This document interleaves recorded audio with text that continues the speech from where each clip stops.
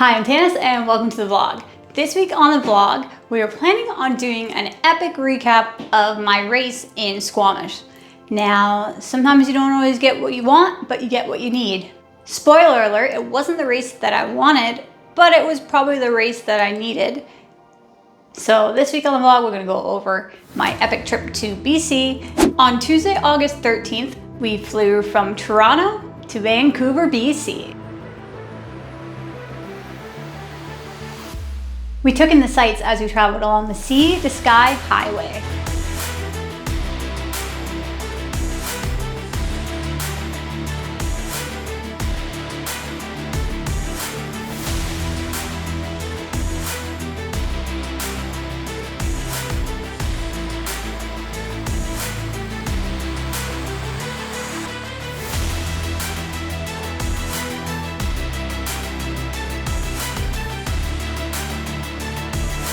And finally, we laid eyes on the epic Squamish Chief, one of the largest granite monoliths in the world, full of epic rock climbing adventures. And there we were, time to hit the first adventure of the trip.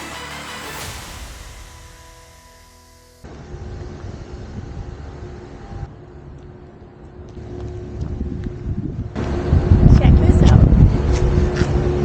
So here's the Chief. And we're going to be going up to the summit, so we'll be going up there. Instead of taking the gondola up, we're going to go run up it and then gondola down.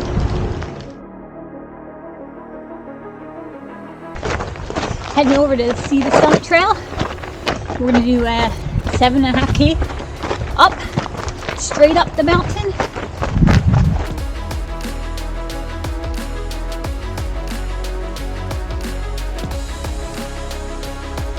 So pretty.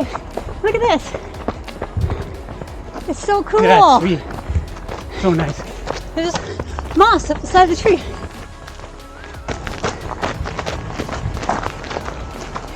This trail is not a walk in the park. It's trail run. Yeah. Chief.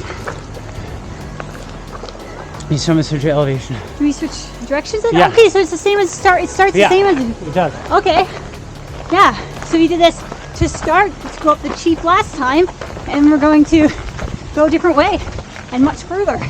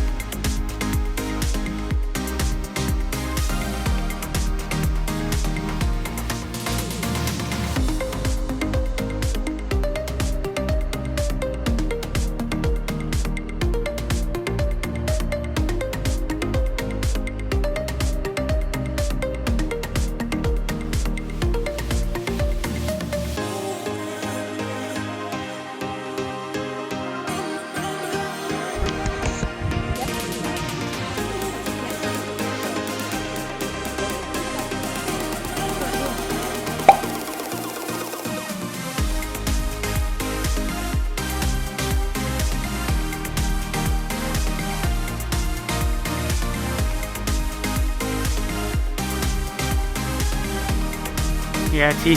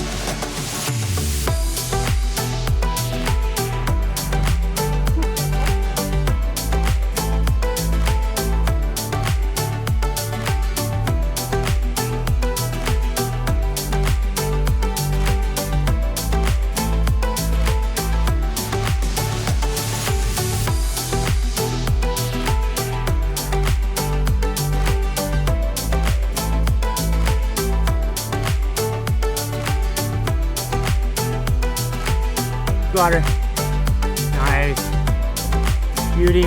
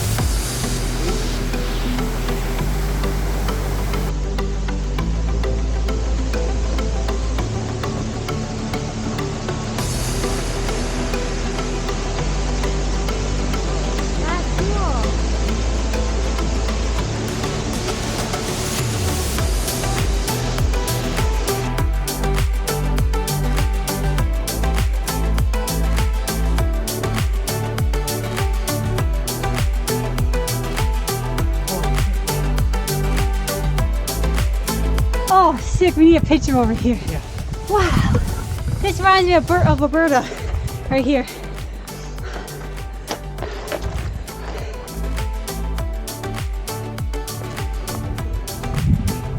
Viewpoint, I'd say so. See that sign? It's just like a viewpoint. Look at this, Keith. What? Eric would love that. Yeah. Straight slab and look at me, Eric. What? I said, look at me, Eric. Oh god. Look at this. Oh no. Snack boy over there. Wow. This is so cool.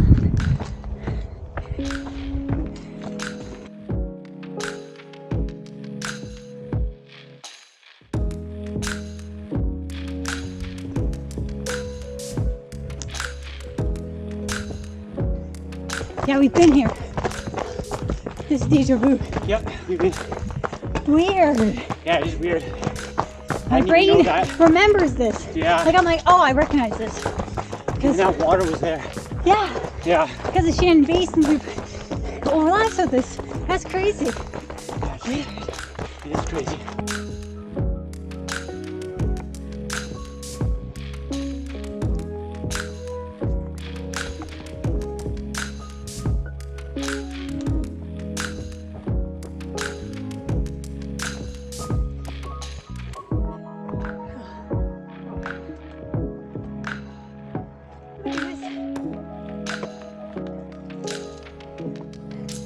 I'm off the chain. I'm actually off the chain. See? No hands. Look at this. Wow.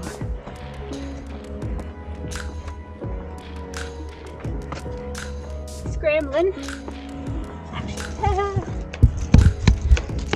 Might need just a little help. Whew. This way I can get.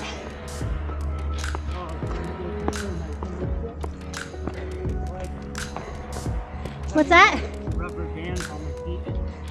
Oh yeah, they're grippy. It's sticky. They're going over top of us. Yeah. This is cool.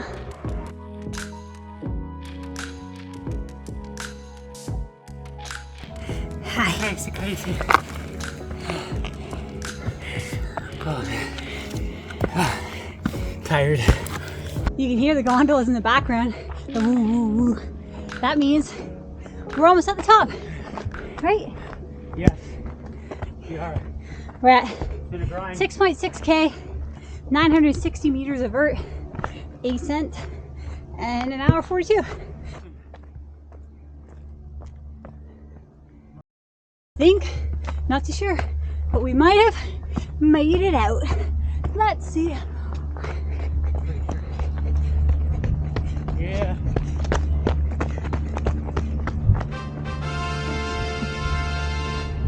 We did it all the way up. All for these views.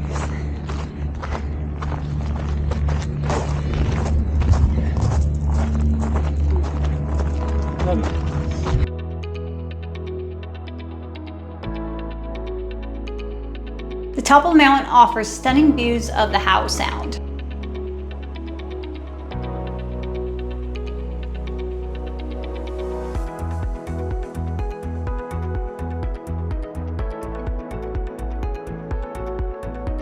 And even this kind of scary suspension bridge. Content every day. Oh, it's scary.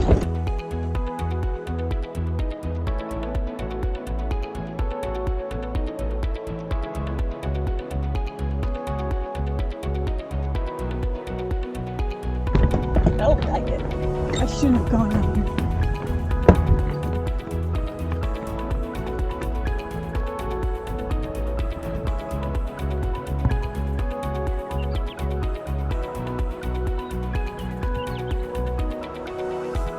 After that, it was time to head back down.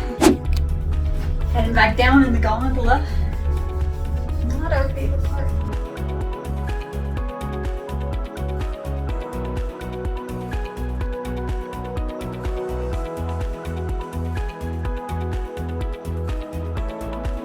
Oh, it's so cold and sweaty.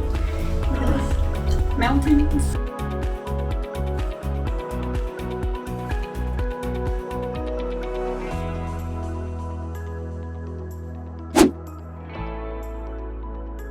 A short drive to our Airbnb for the night.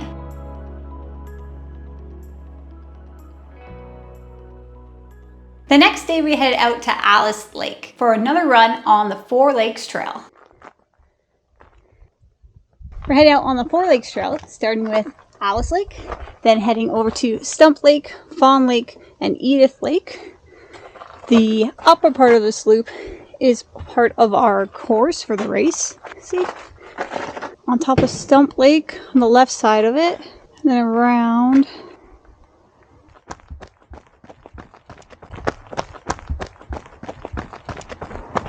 This is where they told us last year we weren't allowed to, 2 years ago, that we weren't allowed to step on frogs. Oh, huh. They said we had to walk one of the sections so we didn't step on the toads that were migrating. And I thought it was a joke email, and then it was real life. And I saw 0 toads, 0 frogs. Stump Lake.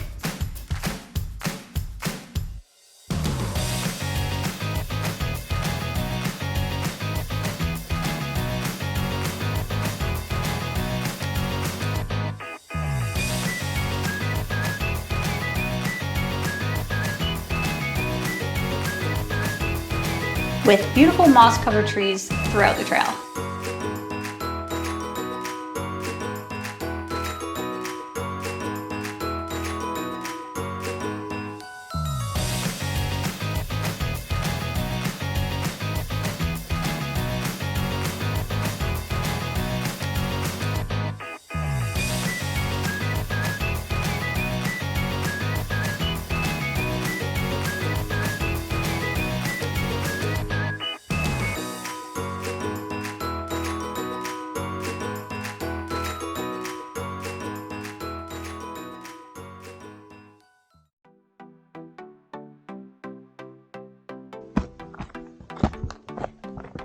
Look at the lake. Fawn Lake. The lakes are really mossy.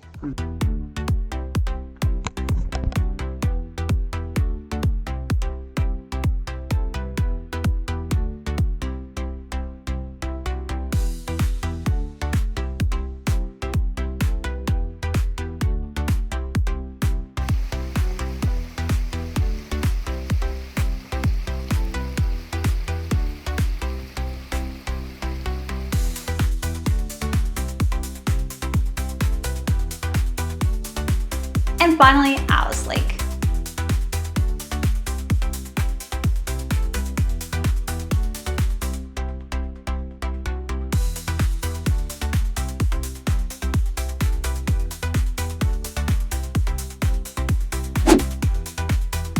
And later we went to downtown Squamish for some food and to reflect on memories from the 2022 Squamish trip. Remember this? Yep. I remember just lying on the ground too. Now you're dead.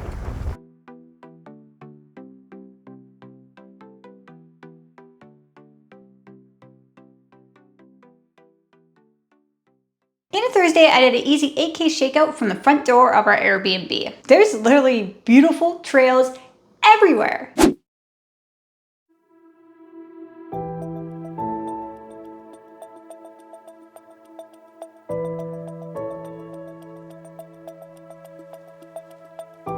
It's Thursday, so we're doing a lot of shakeout today. Bumping into the woods here, around the neighborhood. Later today, we'll check out the waterfall. And we'll meet up with another Canadian runner who's from Dundas, STRAVA Runs. So it'll be fun, get to know more people in the trail community, which I wouldn't do when I was road racing.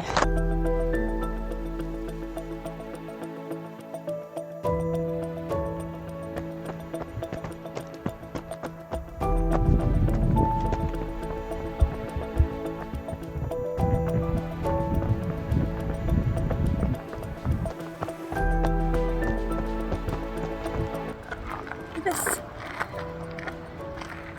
so cool. Look at this, so cool.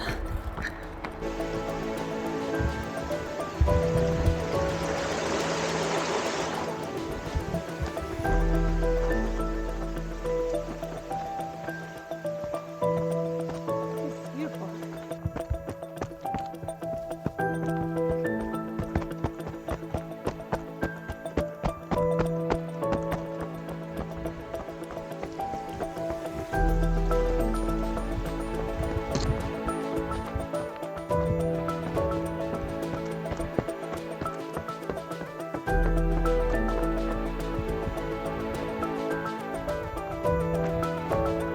Look at this giant rock.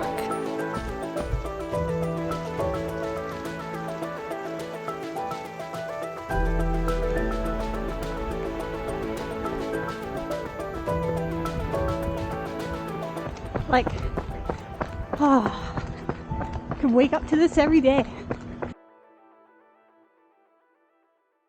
And later that day, I talked Josh into heading over to chase some waterfalls with me to go see the Waterfalls, which we do run over top of during the race, but you can't really see. So that was a bit of a side quest for us for the day.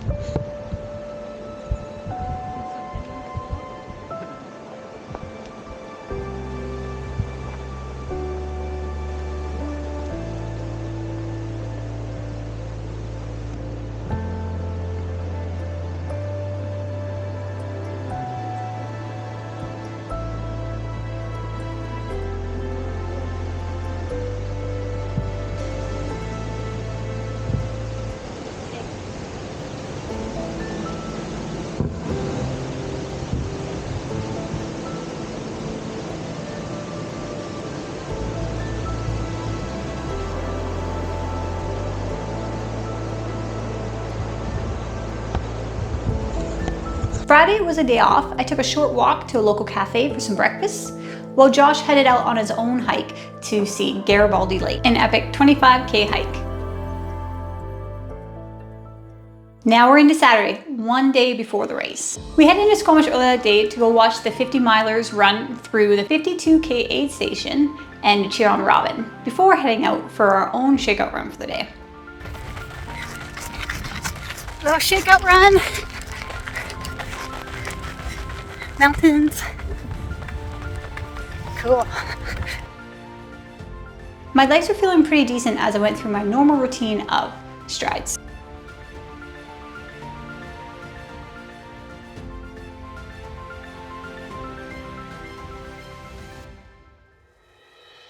And that brings us into race day. I did do a really thorough recap on my blog, on my website. So if you want to read the nitty gritty, you can definitely go to there.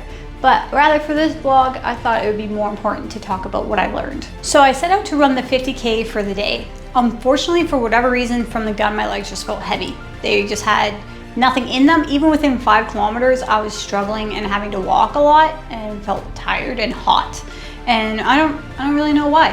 And at the end of the day, I had my big goals of being in the top 3 and generally like a more realistic goal of being in the top 10. And in the end, I placed 17th female, so it's not totally out of where I maybe should have placed, but I was hoping to do a lot better. And I think based on finish times and how much faster I would hope I should have been able to go on that day, top 10 wasn't necessarily an unrealistic goal. So I've spent a lot of time reflecting on the race and maybe why it didn't go well for me. And that's realistically the problem, is I had expectations of myself to do well and run this time and do this on the course. And I didn't necessarily visualize the struggles I was gonna have on the course. I didn't respect the distance. At the end of the day, even finishing a 50K is a huge deal because who knows what could happen on that day. What if I cramped? What if I injured something? So I didn't take that goal into true consideration, because that's usually is always my third goal. And for whatever reason, I actually wasn't happy with that day. I did not put that on my list of things that I would feel accomplished by doing. So what I've realized is I've been lacking a lot of self-compassion, both during that race and afterwards. Really, I put everything I could into that training. I did what I could on the day. I tried my best. So at the end of the day, that's all that matters. And I got really far past why I do these races to begin with. I switched from road racing because I was getting too in my head and I was stressed all the time and unhappy with how I was performing, especially because for road racing, for a 5K or a 10K, you have an X number of time and seconds and minutes that remind you of whether you're doing better or not. And that really got to me and took the enjoyment out of the sport. So in the end, I needed that race to go poorly to remind myself why I'm doing this in the first place, so that I can have future performances go much better. It's about setting those goals into something beyond that moment. I run because I love getting to know other people out on the trails. I run because I love pushing my body and seeing where the limits are at. And that day, maybe I found them. So coming out of this year, I could come out and complain of being a failure. I went to the Grand Canyon, couldn't run it. I went to Minotaur, had a chest cold, and went to Squamish and severely underperformed. So coming from a perfectionist background and having really a fear of failure, that is hard to look at those stats and say, how have I progressed at all this year? But it's more important to face that fear of failure head on. Realistically in life, things are gonna go wrong, and you come out of those opportunities as so much of a stronger person. I look back at my old vlogs and I laugh because I'm shy and I'm nervous. I don't even like my old quirks. And as I've worked through this channel and I've worked through this year, there's so much growth that I have had as a person. And I feel like I've been able to reach out, form a much closer community with other runners, and really just enjoy the process. So yeah, my performances might not have been what I wanted them to be this year, but I've got everything out of training that I needed to be fulfilled as a person. And I think as I remember that my results mean nothing. I am not my results. I am not one race. And it's something that at the time really hurts, and you always forget that. But I think going back to that, your core values as a person and who you want to be, both as a person and as a runner, outside of results, is the most important thing to get back. And in the end, all of these struggles that I've had this year are going to be building me up to something so much greater. The depths of disappointment are going to bring me the highest of joys when I do finally put it together on the day. But after the year I've had, I know I don't need that. And that's where I need it to get to. So thanks for tuning into the vlog. Be sure to like and subscribe so you can check out the next video. I'll see you next time.